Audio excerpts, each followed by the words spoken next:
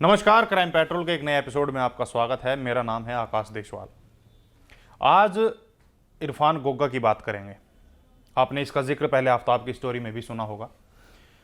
वैसे तो ये बबलू श्रीवास्तव का खास माना जाता रहा है, लेकिन इसके कारनामे इतने बड़े थे कि शायद कोई भी हो, अगर वो इसको सुने तो शायद एक बार को यकीन ना करे।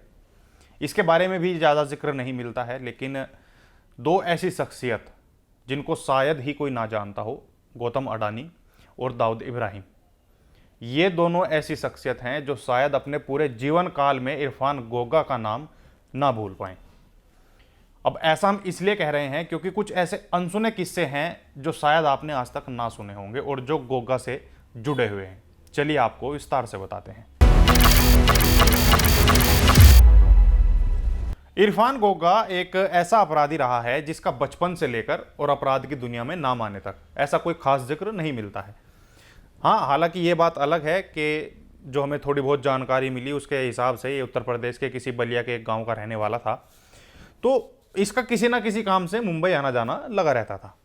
अब इस दौरान ये एक जो हमें बात पता लगी है काफ़ी हैरान करने वाली है, क्योंकि इसके संबंध जितने भी अंडरवर्ल्ड डॉन थे, क्योंकि उस समय गैंगवार ज़्यादा होती थी। अब चाहे वो अबू सलेम हो, चाहे वो छोटा राजन हो, या वो दाऊद इब्राहिम हो, सबके साथ इसके संबंध तो थे, सबके साथ इसकी अच्छी दोस्ती थी। लेकिन ये कभी लाइमलाइट में नहीं आया क्योंकि इसने उनके साथ मिलकर कभी कोई ऐसा कांड नहीं किया। लेकिन एक ऐसा केस हुआ 1993 में जब इसका नाम सबसे पहले सामने आया और लोगों को पता लगा कि एक कोई इरफान गोग्गा नाम का भी कोई अपराधी है, कोई शख्स है। और ये केस था लक्ष्मण दास अरोरा मर्डर केस। दरअसल ये एक कस्टम के ऑफिसर थे और काफ़ी बड़े ऑफिसर थे। इन्होंने मुंबई में स्मगलिंग की, जो स्मगलिंग का अवैध धंधा चलता था उसकी कमर तोड़ी थी। अब चाहे वो दाऊद इब्राहिम का कोई सामान हो या जो भी, मतलब गलत तरीके से स्मगलिंग करके दूसरे देश या दुबई ले जाया जाता था, उसकी ये इनकी टीम ने और इन्होंने उसकी कमर तोड़ दी थी, उसको सारे को सीज कर दिया था। अब ये कहीं ना कहीं दाऊद को चुभा। अब वो कारण शायद आज तक किसी को नहीं पता होगा कि इनका ट्रांसफ़र, इतना अच्छा काम करने के बावजूद भी मुंबई से इनका ट्रांसफ़र इलाहाबाद क्यों कर दिया गया। अब जब इलाहाबाद इनका ट्रांसफ़र किया गया तो इनके घर के सामने बबलू श्रीवास्तव और कुछ और लोगों ने, जिसमें इरफान गोग्गा का नाम सबसे पहले लिया जाता है, इन्होंने इनके घर के बाहर इनकी गोली मारकर हत्या कर दी थी। तो ये वो कांड था जिसके बाद इरफान गोग्गा का नाम सबके सामने आया था। अब इस केस के बाद इरफान गोग्गा का जब नाम सामने आया तो इसकी मुलाकात होती है फजल उर्फ रहमान फजलू से। अब फजलू उस टाइम का टॉप नॉच किडनैपर हुआ करता था। किसी की किडनैपिंग अगर इसे फजलू को करनी होती थी तो ये उसके बारे में A to Z सारी डिटेल, कब वो बैठता है, कब वो खाता है, उसकी बैंक बैलेंस सीट क्या है, वो कहाँ से पैसा कितना मंगवा सकता है, ये सारी डिटेल फजलू के पास होती थी। तो इसके बाद जब ये केस में इन तीनों का नाम आया, बबलू श्रीवास्तव, फजलू और गोग्गा का, तो ये तीनों दुबई चले जाते हैं देश छोड़कर, ताकि थोड़ा सा मामला शांत हो सके। लेकिन इसके 2 साल बाद 1995 में गोग्गा का नाम एक बार फिर से सामने आता है और ये इस बार जो केस होता है वो सबको हैरान करने वाला होता है। दरअसल ये दाऊद से फिरौती मांगते हैं। ये इरफान गोग्गा एक प्लान तैयार करता है जिसमें ये फजलू को कहता है कि वो हैदराबाद जाए और वो दाऊद के बहनोई हामिद अंतुले को फ़ोन करे और उससे रंगदारी मांगे। हालांकि ये काम गोग्गा पहले भी कर चुका था, लेकिन उसने इस पर और दबाव बनाने के लिए फजलू को भी यही काम दिया। अब जाहिर सी बात है, अगर दाऊद के परिवार से या किसी भी रिलेशन वालों से अगर फिरौती मांगी जाए तो दाऊद चुप रहने वाला तो नहीं था। तो दाऊद ने इसके लिए अनीस, जो इसका भाई था, उससे कहा कि वो फजलू को फ़ोन करके मना करे कि ये फिरौती ना ली जाए।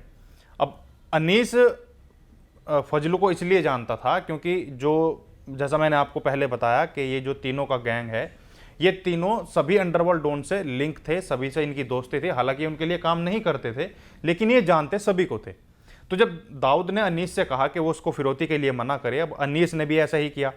अनीस ने फजलू को फ़ोन किया, लेकिन फजलू का जो जवाब था वो बड़ा हैरान करने वाला था। फजलू ने तुरंत अनीस को ये कहा कि मेरे बॉस तुम नहीं हो, इरफान गोग्गा है, वो इरफान गोग्गा की बात सुनेगा। अब जब इतना हुआ तो दाऊद अपने बहनोई को लेकर थोड़ा डर गया और इसके लिए उसने 50 लाख की फिरौती फजलू को दे दी। अब हालांकि इसके बाद इरफान गोगा की हरकत बहुत ज़्यादा भारी पड़ी। अब इसके बाद थोड़ा सा और समय बीतता है और साल आता है 1997। अब ये वो साल होता है जिस साल में इरफान गोगा को सट्टे की पूरी तरीके से लत लग चुकी थी। ये लगातार सट्टे में अपना पैसा हार रहा था, और इतना ही नहीं, इसने सट्टा खेलने के लिए कुछ लोगों से पैसे भी उधार लिए थे जिनको वो पूरी तरीके से सट्टे में हार चुका था। अब इसके बाद अब वो कहीं ना कहीं ये जो सट्टे में हार का कारण था, ये उसके लिए परेशानी का सबब बनता चला गया। अब इसे जिन लोगों से इसने पैसे उधार ले रखे थे उनके या तो धमकी मिलती थी या उनकी तरफ से दबाव आता था कि वो उसके पैसे लौटा दे। अब इन सब से उभरने के लिए इसने एक प्लान तैयार किया, और इसके लिए इसके निशाने पर आए गौतम अडानी, जो भारत के सबसे बड़े बिजनेसमैन थे। क्योंकि इसने सोचा था कि कोई ऐसी असम्मी को फंसाया जाए अपने जाल में जिससे करोड़ 10 करोड़ रुपए आसानी से उगाही के लिए ले सके। तो इसके लिए इसने अपने गुर्गों को गौतम अडानी की रैकी पर लगाया। अब जो इसने अपने गुर्गों को ऑर्डर दिए थे उसके हिसाब से इन्होंने उसकी A to Z जितनी भी डिटेल थी, चाहे वो कार का नंबर हो, ऑफिस किस समय जाते हैं, ऑफिस से घर किस समय आते हैं, खाना खाने का क्या टाइम है, सिक्योरिटी कब कितनी ज़्यादा रहती है कब कितनी नहीं, कितनी गाड़ियों का काफिला साथ लेकर चलते हैं, ये सारी डिटेल सब कुछ गौतम अडानी के, अब इरफान गोगा के हाथ में थी। तो इसके बाद 1998 में ये इनके गौतम अडानी के ऑफिस पर CBI के अधिकारी बनकर रेड डालने जाते हैं ताकि उनका वो किडनैप कर सके। लेकिन जैसे ही ये इनके ऑफिस में जाते हैं तो वहाँ रिसेप्शनिस्ट बताती है कि गौतम अडानी आज ऑफिस में नहीं है, वो कहीं और गए हुए हैं। अब कहीं ना कहीं ये इस बात को सोचते हैं कि जिस बड़े बिजनेसमैन के यहाँ पर ये आए हैं, ऐसा भी हो सकता है कि अगर रिसेप्शनिस्ट फ़ोन करके गौतम अडानी को बोल दे कि CBI की रेड यहाँ पर पड़ी है, CBI के कुछ अधिकारी यहाँ पर आए हैं, तो वो ऐसा भी हो सकता है कि डायरेक्ट हेड को फ़ोन करके पूछ सकते हैं कि कोई आपने भेजा है क्या। तो अब कहीं ना कहीं इनको ये डर भी था। तो लेकिन जब ये वहाँ से वापस जाते हैं तो ऑलमोस्ट प्लान इनका कैंसिल हो ही गया था कि तभी अचानक से सामने से इन्हें अडानी की गाड़ी का काफिला आता दिखता है। अब ये अडानी को बीच में ही रोक लेते हैं। अब वहाँ इनसे थोड़ी सी पूछताछ करते हैं और इन्हें अपने साथ लेकर चले जाते हैं। अब ये जितने अडानी कुछ समझते, इससे पहले ही अपनी चाल चल चुके थे। लेकिन कहा यह जाता है कि 4 घंटे के अंदर अंदर, हालांकि ये मीडिया रिपोर्ट्स हैं, इनकी कितनी सत्यता है ये तो वही जाने, कि जब गौतम अडानी को किडनैप किया गया उसके 4 घंटे के अंदर अंदर करीब 8 से 9 करोड़ रुपया इनकी रिहाई के लिए दुबई भिजवाया गया, जिसके बाद इनको वापस घर पर छोड़ दिया गया। अब ये वो केस था जिसको हालांकि ज़्यादा हवा नहीं दी गई, क्योंकि अगर ऐसे किसी बड़े बिजनेसमैन का किडनैप अगर दिखाया जाता तो शायद कहीं ना कहीं बवाल मचने के चांस थे। एक बहुत सेंसिटिव मुद्दा था, तो इसको कहीं ना कहीं दबा दिया गया और ये आपको इसकी जानकारी भी बहुत ही कम मिलेगी। अब क्योंकि इस केस के बाद इरफान गोगा पर कोई पैसे की कोई कमी नहीं थी, उसका अपना एक रुतबा था, अलग बंगला था, अलग गाड़ी थी। लेकिन जो 1995 में 1995 में जो इसने दाऊद के साथ केस किया था, उसको लेकर दाऊद और अनीस दोनों कहीं ना कहीं, क्योंकि वो फजलू को तो मार चुके थे, तो वो गोगा के पीछे भी लग चुके थे, इसे भी मारने की प्लानिंग करने लगे थे। अब इसी दौरान बबलू श्रीवास्तव को भी सिंगापुर से अरेस्ट किया गया था। अब कहते हैं कि अगर अंडरवर्ल्ड में कोई प्लानिंग कर रहा हो किसी बड़े, या तो अपने ओपोजिशन को मारने की या कुछ और कांड करने की प्लानिंग कर रहा हो, तो वो प्लान कहीं ना कहीं से लीक हो जाता है।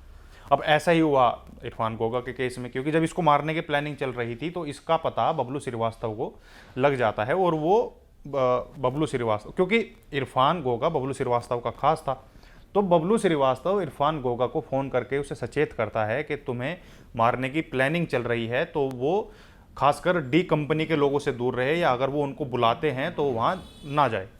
अब जैसे ही उसने वार्निंग दी तो कुछ दिनों बाद ही इरफान गोगा पर एक फ़ोन आता है डी कंपनी के लोगों से। उसमें उसे कहा जाता है कि उससे कुछ बिजनेस से रिलेटेड बात करनी है, तो वो उन्हें शिप यार्ड पर आकर मिले। इसमें करीब उसको 2 करोड़ रुपए का प्रॉफिट होगा, उससे 2 करोड़ रुपए मिलेंगे। लेकिन वो वहाँ जाने से मना कर देता है। तो उसके बाद उस पर दोबारा फ़ोन आता है कि वो शरद शेट्टी के यहाँ पर मिले। अब शरद शेट्टी वो आदमी था जो जिसके घर पर सभी अंडरवर्ल्ड के जो डॉन थे वे आकर मीटिंग करते थे, ताश खेलते थे, साथ में बैठकर अपने जो आगे की प्लानिंग है वो क्या करते थे। तो अब क्योंकि शरद शेट्टी का नाम बीच में था, अब शरद शेट्टी सभी लोगों को जानता था, तो इरफान गोगा ने उसके घर आने के लिए तैयार हो गया, और वो उनके घर जाकर जैसे ही वो वहाँ ताश खेलते हैं, लेकिन जैसे ही वो इरफान गोगा शरद शेट्टी के घर जाता है उसके बाद वो वापस वहाँ से नहीं लौटता। अब इसकी कुछ दिनों तक तो रिपोर्ट भी नहीं लिखाई गई, लेकिन जब बबलू श्रीवास्तव ने इसकी कुछ अपने एक बंदे को भेजता है, वहाँ उसके बंदे के कहने पर वो रिपोर्ट दर्ज करते हैं, तो इसमें कुछ नाम जैसे अनीस इब्राहिम, शरद सेट्टी, ये सब कुछ लोग गिरफ्तार होते हैं। हालांकि वो गिरफ्तारी के बाद भी पुलिस उनको टॉर्चर करती है, वो कुछ जवाब नहीं देते। तो इसके बाद ये एक 25 लाख रुपए का समझौता जो अबू सलीम, जो इरफान गोगा है, इसको लेकर 25 लाख रुपए का समझौता करता है ताकि वो एफआईआर वापस ली जा सके और अनीस इब्राहिम समेत जो जितने भी जो आदमी इस हत्याकांड में जुड़े थे वो बाहर निकल सके। तो वो मामला इनका 25 लाख रुपए पर सेटल हो जाता है। अब कुछ समय बाद, इसके कुछ टाइम बाद ही शरद सेट्टी की गोली मारकर हत्या कर दी जाती है। तो ये एक बड़ा केस था। इसको लेकर जब पुलिस ने वहाँ पूछताछ की और इसके घर की तलाशी लेनी शुरू की, तो जो इनको कुछ साइन मिले थे तो इसके घर के लोन को खोदा गया। अब वहाँ एक कंकाल मिलता है।